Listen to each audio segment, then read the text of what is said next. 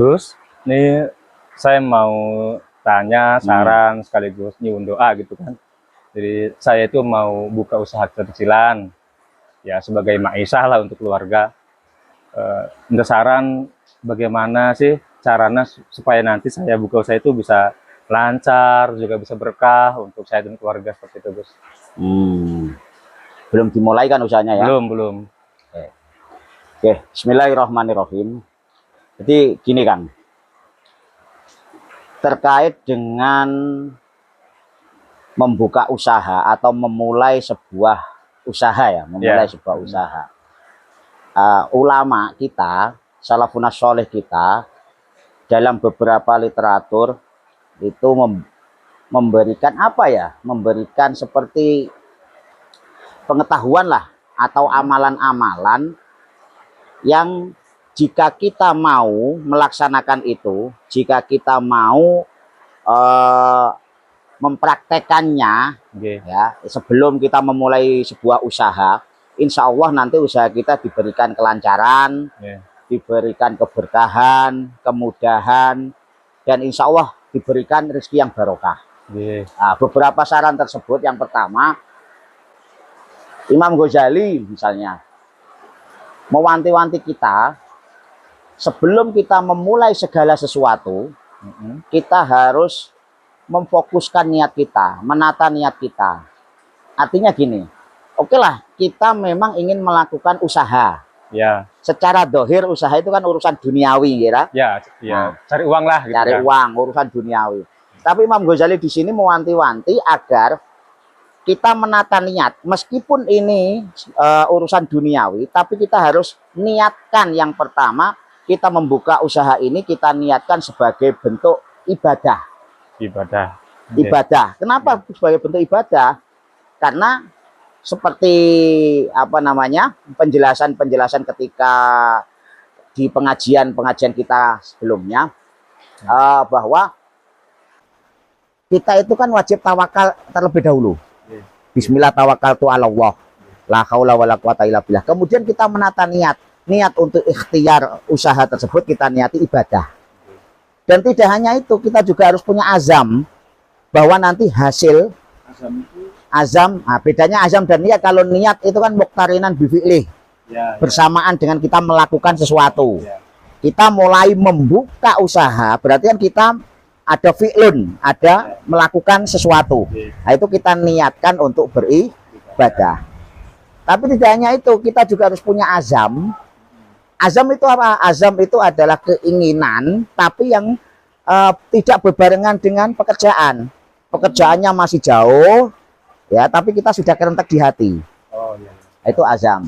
Nah, kita azamkan nanti hasil dari usaha kita, selain memang untuk maisha keluarga, untuk kebutuhan hidup, kita juga azamkan untuk ibadah.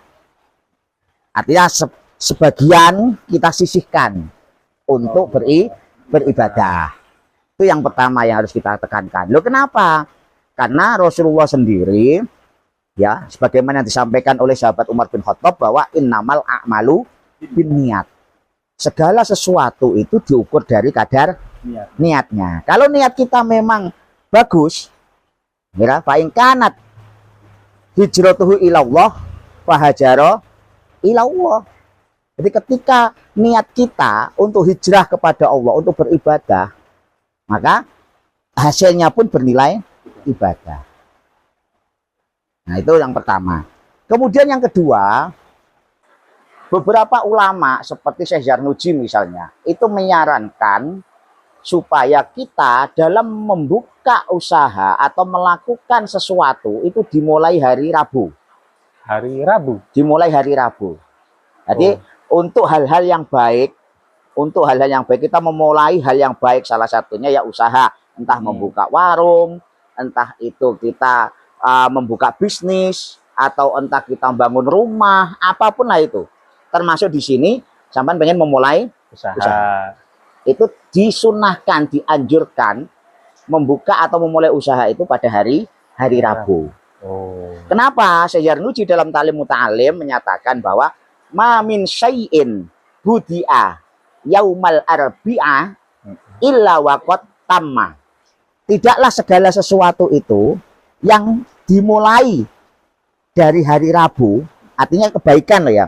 Tidaklah kebaikan itu jika dimulai hari Rabu, melainkan dia akan mendapatkan kesempurnaan.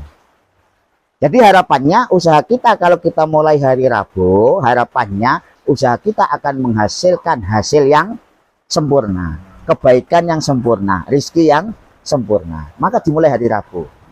Jadi nggak perlu saya cari hari baik itu ya? Iya, semua hari baik sebenarnya. Cuma kenapa ini hari Rabu? Ya karena itu tadi para ulama mencontoh Rasulullah. Rasulullah ketika berdagang, memulai berdagang ke Syam, itu juga hari Rabu. Nah, makanya Syekh Januji mengatakan seperti itu. Tidak hanya itu, Imam Abu Hanifah, Imam Fikih? salah satu dari 4 madhab. Ya, Imam Abu Hanifah ini kan terkenal beliau ma'isyahnya di pasar, pedagang. Makanya fikihnya ketika berkaitan dengan fikih perdagangan, muamalah, itu pasti Imam Hanifah beliau keras, tegas secara hukum. Karena memang beliau kesehariannya berdagang. Beliau membuka usaha, memulai usaha itu hari Rabu. Beliau pernah mengatakan bahwa wahada li'anna yaumal arbi'a yaumun khalaqa fihin nur. Hal ini kenapa? Karena hari Rabu menurut Imam Abu Hanifah itu hari diciptakan pertama kali nur, cahaya. Kenapa? Dalam hikam disebutkan al-kaunu kulluhu dzulmah. Alam ini sebenarnya adalah dzulmah, gelap. Kemudian Allah menciptakan cahaya. Cahaya ini jelas cipratan dari Nur Muhammad. Nah, itu gak usah kita bahas terlalu jauh lah. Yang penting Allah menciptakan cahaya itu di hari Rabu. Sehingga apa? Menurut Imam Abu Hanifah hari Rabu itu bagus. Apalagi wahwa yaumun nahsin fi haqqil kufar. Hari Rabu itu hari apes bagi orang-orang kafir. Yaumun nahsin fi haqqil kufar. gitu. Iya, hari Rabu itu hari apes, harinya orang-orang kafir itu apes. Apes itu artinya apa ya? Ketika melakukan sesuatu itu dia nggak pernah beruntung lah.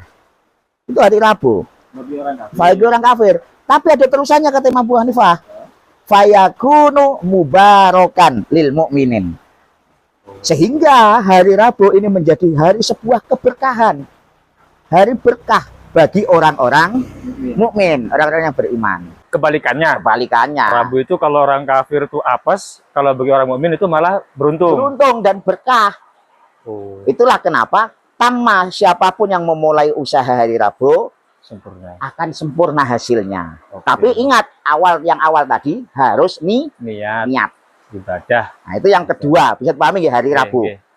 Nah, kemudian yang ketiga, karena hari Rabu kita kan mulai usaha. Ya. Ya.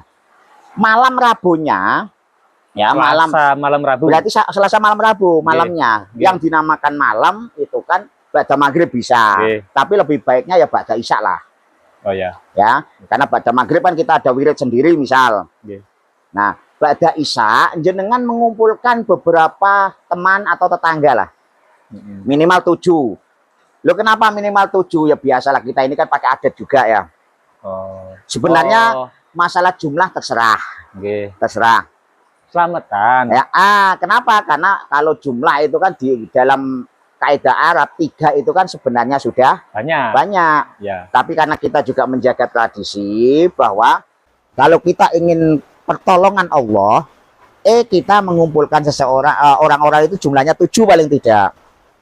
Biar jadi pitulungan. Nah, 7 kan pitu. Nah, pitulungan. Nah, itu tradisi lah, nggak apa-apa. Ada falsafahnya ya? Iya. Itu Pitu itu pitulungan. Pitulungan itu pertolongan. Lah orang-orang 7 orang sama kumpulkan. Ngapain mengumpulkan 7 orang? Kita ajak bermujahadah. Kita ajak berzikir. Dan kita sedekah nantinya. Pertama, kita ajak bermujahadah dulu. Jadi 7 orang dikumpulkan ini tidak hanya mung sampean suguhi rokok terus bocah ngerokok ngopi, tidak hanya itu. Kira? Tapi ada zikirnya nanti. itu bikinnya Nah, apa aja gitu. mujahadah di sini karena kita fokuskan, kita khususkan untuk memulai sebuah usaha. Iya. Sebuah usaha di sini artinya kan ya, meskipun kecil-kecilan, tapi kan kita juga mengharapkan keuntungan. Ya mesti. Ya, yang nantinya juga bisa kita jadikan untuk ibadah. Maka bisa haji Gus, amin. amin, ya amin, amin. Ya. Makanya kita mujadahi dulu. Lah isi mujadah itu apa? Saya dapat ini dari Simbah Kiai. Ya, Hanan pernah memberikan ijazah ketika sowan ke sana. Pertama, yang harus kita lakukan dalam mujadah itu adalah membaca istighfar sebanyak-banyaknya. Tapi kalau kita mau mengkhususkan jumlah ya paling tidak 100 lah. Karena Rasulullah sering beristighfar itu setiap baca sholat 100 kali. Ya, tafaulan itu, tabarukan itu minimal baca istighfar 100 kali. Istighfarnya seperti apa? Istighfarnya bebas. Tapi kalau kita mengikuti guru kita, istighfarnya astaghfirullahaladzim innahu kana ghaffara. Astagfirullahaladzim Innahu kana ghaffara. Nah, 100 kali. 100 kali. Dalilnya apa? Dalilnya Rasulullah Shallallahu Alaihi Wasallam pernah bersabda, man aksaro minal istighfar, barang siapa yang mau memperbanyak beristighfar, ja'alallahu min kulli hammin farajan. Allah akan menjadikannya kesusahan itu diganti menjadi kebahagiaan. Wa min kulli dhaikin makhrajan. Kerupekan, apa kerupekan itu? Ya rupek hatinya lah. Ya, hatinya rupek itu akan diberikan solusi. Ketika kita banyak masalah, kita diberikan solusi oleh Allah. Wa razaqahu min haitsu la yahtasib. Dan Allah akan memberikan rezeki yang banyak yang tidak diduga-duga. Karena Allah maha kaya. Itu paling enak kan rezeki yang min haitsu la yahtasib. Maka perbanyak istighfar. Baca istighfar minimal 100 sekali. Nah, yang kedua, setelah baca istighfar, ajak jamaah yang hadir, teman-teman atau tetangga yang hadir, untuk apa? Untuk membaca Hizib Nawawi. Hizib Nawawi. Loh, kenapa Hizib Nawawi? Karena di dalam Hizib Nawawi itu kita memohonkan kepada Allah supaya diberikan anak-anak yang soleh-solehah, ya, keluarga yang sakinah, diberikan bisa istiqomah dalam kebaikan, diberikan wa amwalihi, diberikan harta benda yang banyak penuh barokah. Itu dalam Hizib Nawawi ada. Dan yang pasti ada perlindungan kepada Allah dari tipu muslihat setan dalam Hizib Nawawi. Di situ ada mulanya. Makanya dalam usaha itu mesti kan kadang nyuwun sewu, jenenge usaha. Ada yang serang sana, serang sini. Nah, gitu. Gitu. Ada yang dibuat nggak laris, dibuat apa? Wes kita nggak usah mikir itu.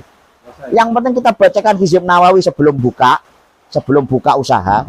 Dan nanti kalau misalnya ada sesuatu kendala di tengah usaha kita, bacakan lagi Hizib Nawawi. Hizib Nawawi. Nah, yang penting kan kita ajak teman-teman itu, kita bacakan Hizib Nawawi. Nggak harus jenengan yang baca hizib, mungkin bisa nanti ulama atau kiai setempat, ya kan? Yang penting itu tadi dibacakan bareng-bareng Hizib Nawawi. Setelah selesai membaca Hizib Nawawi, jenengan Hizib Nawawi kan sudah dapat kan? Ya, maksudnya kalau belum ya nanti tak tuliskan lah, gampang gitu. Karena panjang, sampai tak omongke gak mungkin langsung hafal. Kalau ditalkin langsung, makanya nanti dituliskan. Nah, setelah jenengan membaca Hizib Nawawi, jenengan baca Asmaul Husna yang ya Latif. Ya Latif 129 kali. Kenapa harus 129 kali?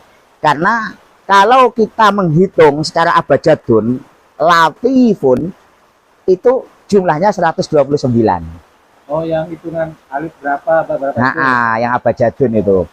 Ya kan? Makanya kita nggak usah ngitung-ngitung, kita ikut ulama saja. 129 kali. Ya Latif, ya Latif, ya Latif, ya Latif. Nah, setelah ya Latif ditutup dengan doa. Doanya bagaimana?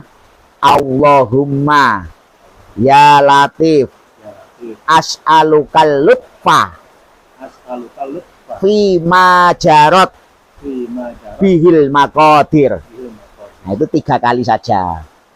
Allahumma ya latif as'alukal lutfa fima jarot bihil maqadir. 3 kali. Allahumma ya Latif Nah, as'alukal lutfa fima jarak bihil maqadir. betul.